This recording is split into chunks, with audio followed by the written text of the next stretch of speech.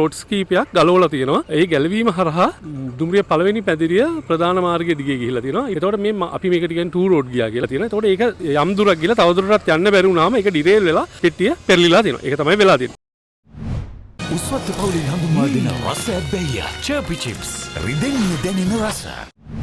පාර මාරු කරන්න තමයි මේ පොලිස් එක පාවිච්චි කරන්නේ. පොලිස් එක ක්‍රියා කරන්න මේක වලින් තමයි කරන්නේ. සංඥා ඔක්කොම මේක හරහා තමයි ක්‍රියා කරන්නේ. ඒතකොට මේක මාරු කරන්න මෙතන යකඩ බාර් ඒවට අපි කියන්නේ රෝඩ්ස් කියලා. ඒතකොට මෙන්න මේ යකඩ බාර් වලින් මධ්‍යගතව මර්දාන ස්ථානයේ ඉඳන් තමයි මේව මාරු කරන්නේ. හයි කරලා තියෙනවා මේ පාරේ රෝඩ්ස් කීප. එන්න මේ රෝඩ්ස් කීපයක් ගලවලා තියෙනවා. ඒ ගැලවීම හරහා දුම්රිය පළවෙනි පැදිරිය ප්‍රධාන මාර්ගයේ දිගේ ගිහිලා තියෙනවා. ඊට පස්සේ පිටුපස මැදිරි ටික අර කසල මධ්‍යස්ථානයට යන මාර්ගය දිගේ ගිහිලා තියෙනවා. ඒතකොට මේ අපි මේකට කියන්නේ ටූ රෝඩ් ගියා කියලා තියෙනවා. ඒතකොට ඒක යම් දුරක් ගිහලා තව දුරටත් යන්න බැරි වුණාම ඒක ඩිරේල් වෙලා පෙට්ටිය පෙරලිලා තියෙනවා. ඒක තමයි වෙලා තියෙන්නේ.